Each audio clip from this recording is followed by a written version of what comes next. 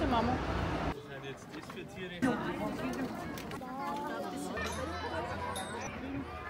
Не знам за кого е по-забавно, честно.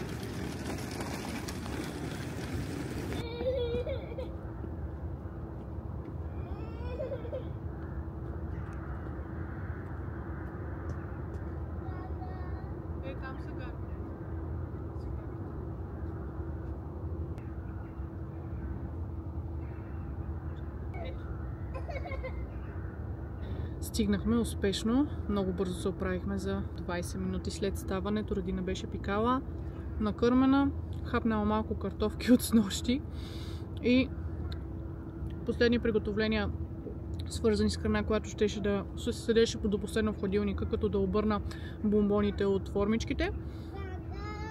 Стигнахме и хванахме на време автобуса. И сега самолета закъснява с 10 минути уж за сега. Изчакваме до последно да влезем, защото не ми се стои само вътре на изкуственото осветление. А Радина реши, че е недоволна от това, че не е в количката. Тя количка не беше виждала от почти година. И сега иска да е постоянно в количката.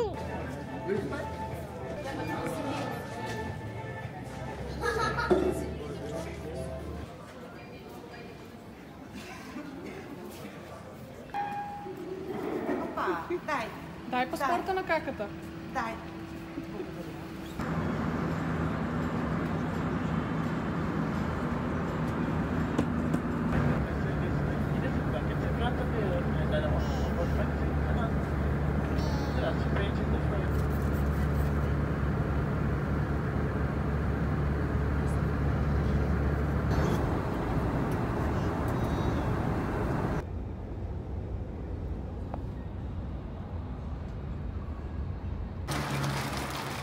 Къде отиваме? Ето ни е площадката. Иначе Мюнхен не само, че веднага се усети като вкъщи, просто защото е така, ами и навсякъде се чува българска реч. Дори вече като се отдалечихме от мястото, където ни стовари автобуса от летището, но и просто защото е home.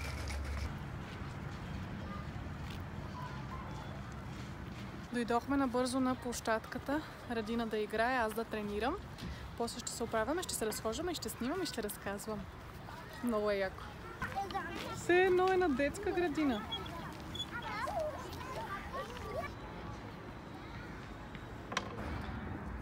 Ето ни е площадката.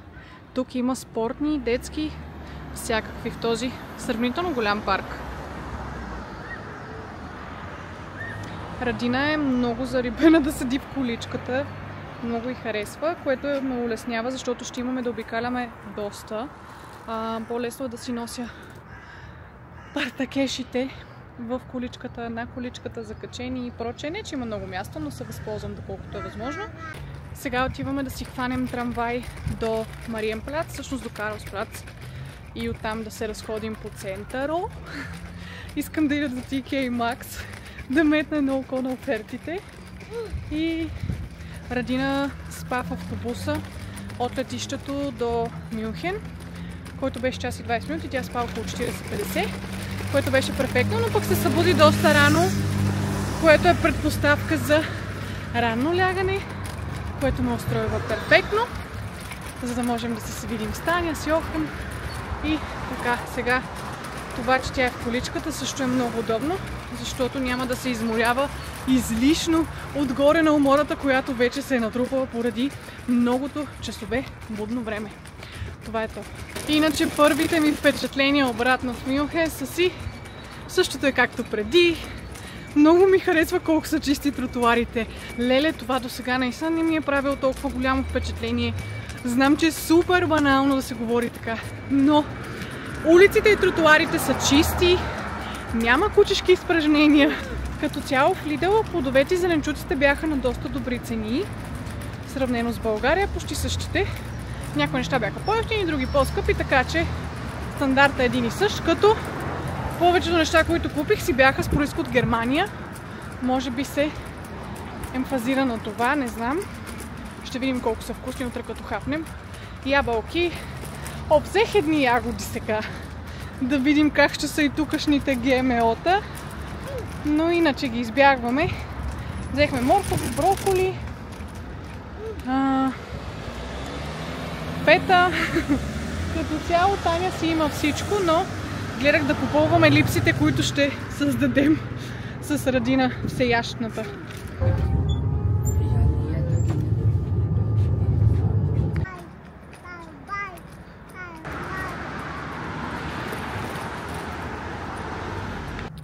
Аз не знам, може ли да стане по-яко в Мюнхен. Леле!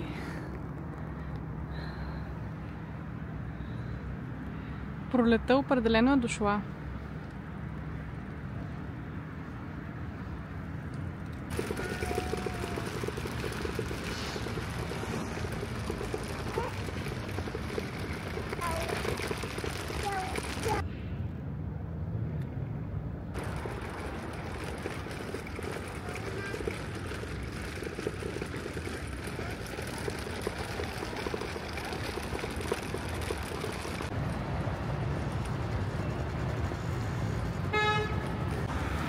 Ето тук отварят една много сладка мини зимна парзалка и атмосферата е много готина през зимата, така че ако посещавате Мюнхен и околностите по това време, естествено, че някак да го пропусте това място, но запазете си таймслот, време ви. Пояс. Пояс.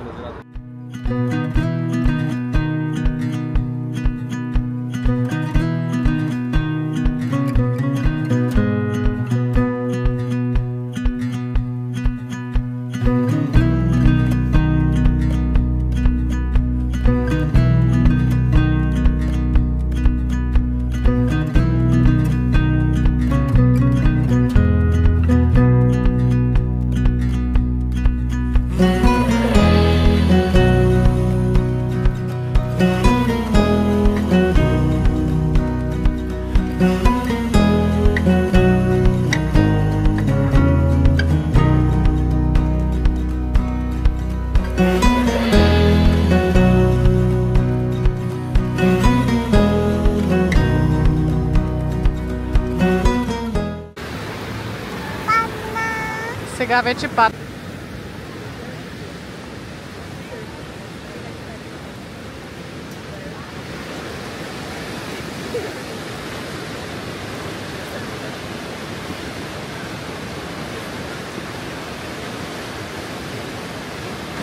Еха! Видя ли го, мамо? Падна! Сега вече падна. Ти го ручаса.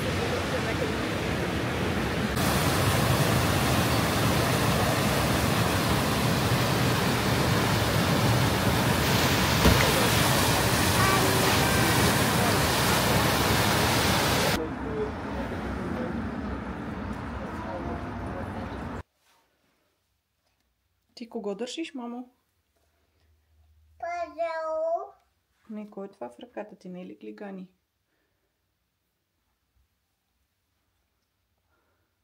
Тези пъзели ги видях в Джамбо по 1,50 до 2,50 са. И са супер удобни за пренасяне и доста време се занимава с тях.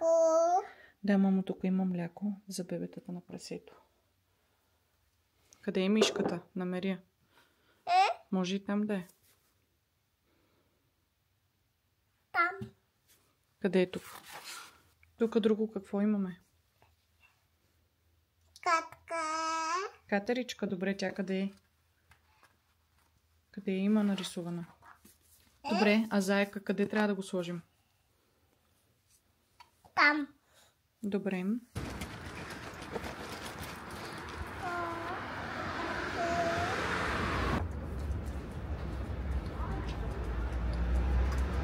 Виж кученце, мамо.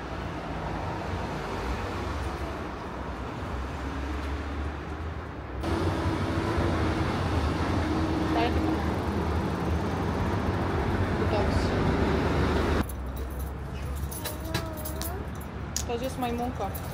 Кокос, ананас и ябълка.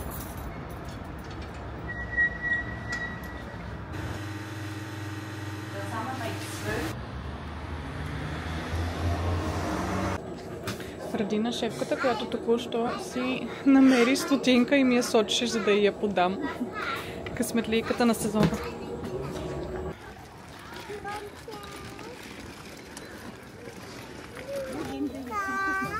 Не спинка? А, спинкат, мамо, да. Розови са, мамо, не са бели.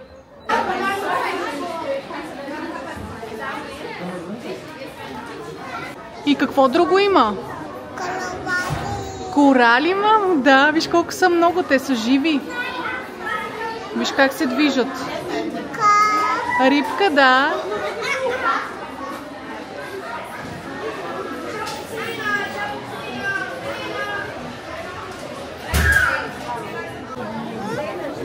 Какво има там? Багал. Папагал? Багал.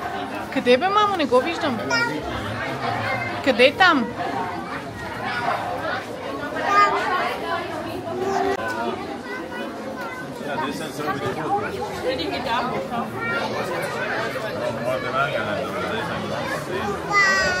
Плува, да.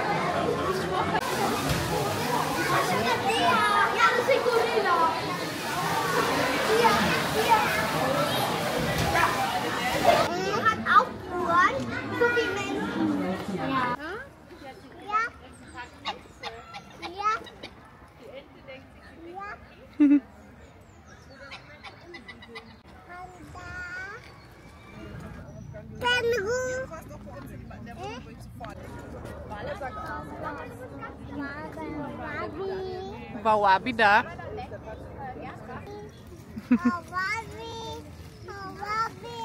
Валаби, мамо, се казва.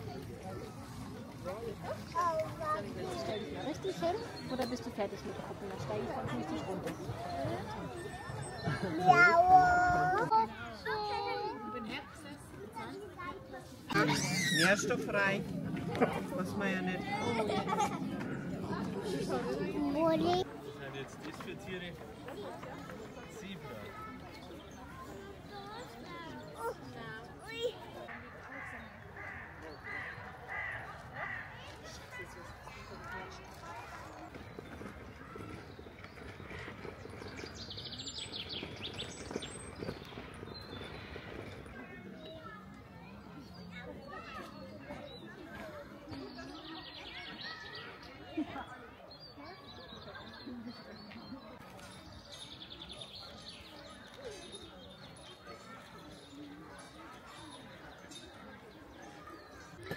Това е носорог, който няма рог на носа, защото си го търка по заобикалящите го камъни и повърхности, но не го боли, защото реално няма кръвоснабдяване към носа и просто той не е разбрал даже, че е останал без рог. Миличкия.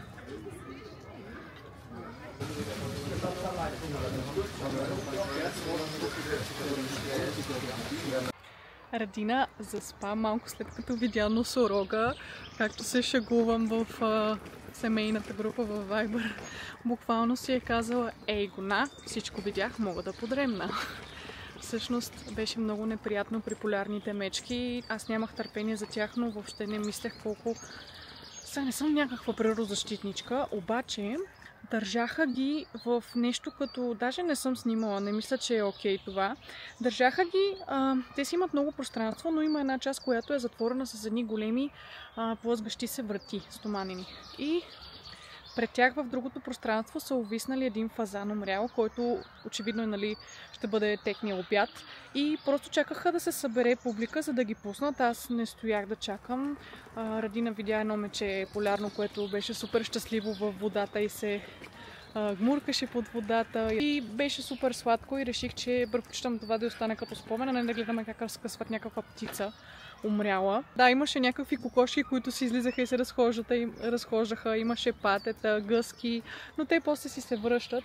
Изглеждат що годе щастливи. Осигурено им е така приятно местенце за живот. Слънчево е, зелено, има сенки, сигурно имат хубава храна и нали, става супер тъпо, но по принцип Таня и Йохан ми казаха, че е супер тъжно при лъвовете. Аз не знам дали са тук сега, защото ми се стори, че е under construction мястото, където се помещават. Но по-добре така. И сега като се събуди Радина остават... Не знам дали жирафите са тук, защото мисля, че ще се виждат като цяло, още от тук като погледна. Някъде наоколо са, като се събуди ще идем при жирафите, големите костенурки, тук разни хвърчати, пернати птички, пилета, фазани, соколите не сме видели, орелите и тем подобни лешояди. О, тук ще снимам на този хипопотам. Не се вижда тук. Но да, като цяло ми харесва. Имаше и една детска железница, която беше на слънце, но не беше готина като тази в Кърджали, която ви показах в предишен влог. И не беше безплатна, беше 3 евро за една обиколка и Радина ще да се изкефи, но просто ще я заведа в Кърджали. И мисля, че наистина достатъчно неща видя, които да й харесат. Всъщност хипопотама е някъде тук. Hier entsteht die neue Zwergflusspferdanlage. Знаете ли как е хипопотам на немски? Нека опитам пак. Zwergflusspferd. Не е чак толкова сложно, но има много съгласни една след друга. Ей го на името. Пигми хипопотамус. Между 160 и 270 кг. И тук ще е новото му местенце. Много ми е сенчесто и тревопасно, но щом казват, явно вътре има вода. Но изглежда малко за хипопотам. I don't know. Доколкото помня последния път, като бяхме в зоологическата градина в София, хипопотамчето беше починало. Имаше некролози навсякъде. Беше хем тъжно, хем супер мило, защото наистина хората го бяха взели навътре, обичали са си го и дълго време са живяли, работили с него и ги е ударило смъртта му. Да, хайде да си говорим за умрели животни. Нека да погледнем от слънчевата страна на нещата, която е навсякъде. Нямам търпение за жирафите и червената панда, за която толкова сме говорили, беше, ще видим сега на връщане какво ще прави, но в нашия случай, като минавахме, беше на 20 метра от нас, спеше и изглеждаше не повече от 5 кг. Те по принцип не са големи, ама ако е пред теб, повече ще я забележиш, отколкото там горе, като някаква птичка в короната на дървото. Наистина супер далече. И Радинка я видя, но не знам доколко осъзна, че това е панда, защото не видя физиономията и спеше. И така чакаме сега да се събуди. Аз бях взела за хапване. Сутринта сварих моркови, нахлут от броканче, от вчера изпечения карфиол, фета сирене и малко краве сирене от България, чак от Сандански. Йохан много го хареса и ми стана супер мило, че не съм го мъкнала на празно. Аз го взех всъщност, защото не исках да пожълте в София в хладилника. И съм супер доволна. До вечера ще му правим мусака. Човек не е веган, но с нощи го нахранихме сякаш е карфиол на фурна. Значи, както се беше изразил той при Таня, би било абсурдно, ако се наложи да си поръчам храна при наличието на 2 жени в къщата. Той се е шегувал, но наистина би било абсурдно. И с нощи така се случи, че яде айсберг салата с доматки, чери домати и ягоди. Имаше така краве сиренце отстрани on the side, което добре, че изяда, иначе аз се чувствам много тъпо за него, дали изобщо се е нахранил. И карфиол на фурна. Значи по принцип Георги изяжда един такъв карфиол сам, а ние го ядохме тримата, че остана за днес за Радина. Днес ще взема кайма и с Таня планираме. Така да аз планирам с Таня да направим мусака. Така мисля да минем през Текемак, защото вчера беше лудница и не ми се занимаваше. През DM, защото тези пюренца в шарените капачки и да й взема повече да има за тези дни, защото вече си ги поизпи, тъй като аз постоянно й давам докато е в количката. Това са нещата, които получаваш само на ваканция. Знаете, че като сте били малки, винаги има едно такова нещо, което е позволено само на ваканция. Даже този поетът всъщност се занимава с реклама. Илян Любомиров беше написал един много сладък пост, който беше за това как са се подготвили супер дълго време, за да заминат с децата на каравани, колко багаж са помъкнали, колко нерви покрай събирането на багажи, организацията и, например, нещо се беше развалило още на първата вечер преди да тръгнат. И когато е попитал децата накрая какво ви хареса най-много в цялото преживяване и те са казали, че ни даде да пием безалкохолно, което се е случило всъщност първата вечер, когато са били бедстващи. И да, че нещата, които правят впечатление на децата, не винаги са тези, за които най-много се стараем. аз не гледам, то просто така натурално, естествено се получи да има неща, които тя си похапва или консумира изобщо, само когато сме на някакво пътуване, екскурзийка, например в колата или на някаква определен тип разходка. Нали, вкъщи никога няма да дам такова пюренце, защото има много други неща за ядене и това са лигавщини според мен да седи и да смуча от тилчицата, но на нея й харесва, когато от време на време, и мисля, че това е основният чар на този тип храна.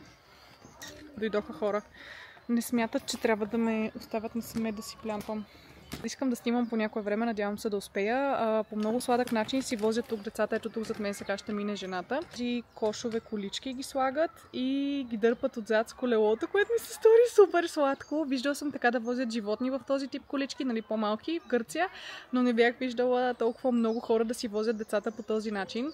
Като цяло няма много млади майки, поне по парковете. Тук в зоопарка сега има семейства, нормално. Явно са си взели почивен ден, петък е, има логика. Има хора, които работят на 4-дневна седмица. И в парка вчера, когато бяхме на площадката пред Таня, нямаше никакви майки млади майки с деца. Знаете, че в чужбина майчеството е много по-късо от това в България, макар че в Германия все пак е удобно. Таня ми разказа като суми какво е.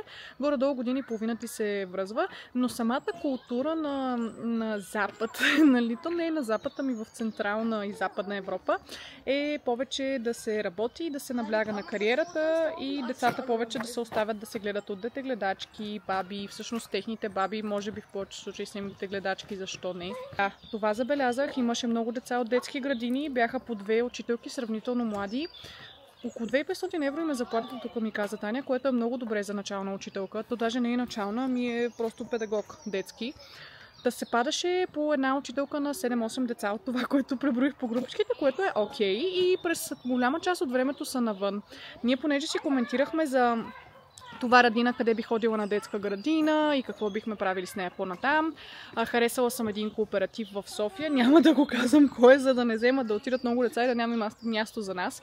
Но този кооператив и начина, по който се гледат децата там, е изключение в България, а пък тук в Германия е нормално. Това е от мен за сега. Любопитен факт, че тези минзухарчета, така поне ги наричам аз, които снимах и вчера и ги има навсякъде, всъщност са защитен вид. И като цяло в Бавария са така сравнително силно изчезващи, което е много интересно. Тези не съм ги виждала. Шахблюме. Април до май, затова не съм ги виждала, очевидно. Това прилича много на ралицата. Агилия вулгарис. Не е ралица, но прилича. Но ето тези минзухарчета, защитени са. Ето там има едно снопче, те не се виждат, ама ето там аз вчера бях снимала доста, така че ще ги видите. Я да видим тук какво има. Значи това не го очаквах. Ето тук е риса. Заградили са го и отгоре. Ще го снимам с телефона, защото не се вижда на тази камера. Ето тук е. И спи. Милички. И отгоре са го заградили.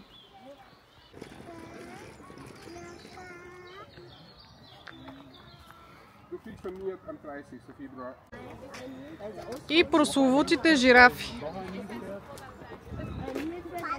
Радина е по-впечатлена от патетата вътре. Дам има 2 патета.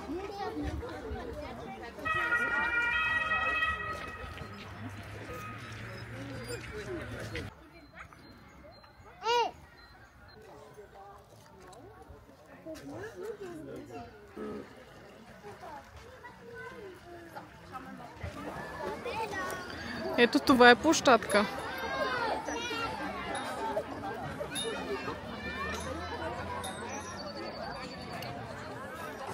Радина ака за 3-ти път в зоопарка.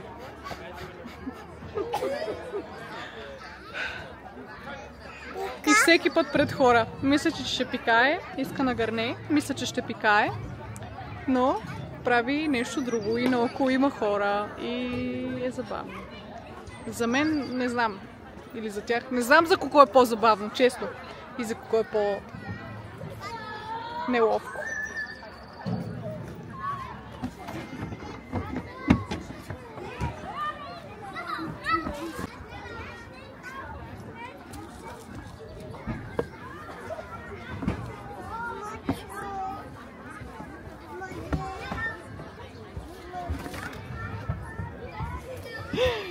И повтаря, може.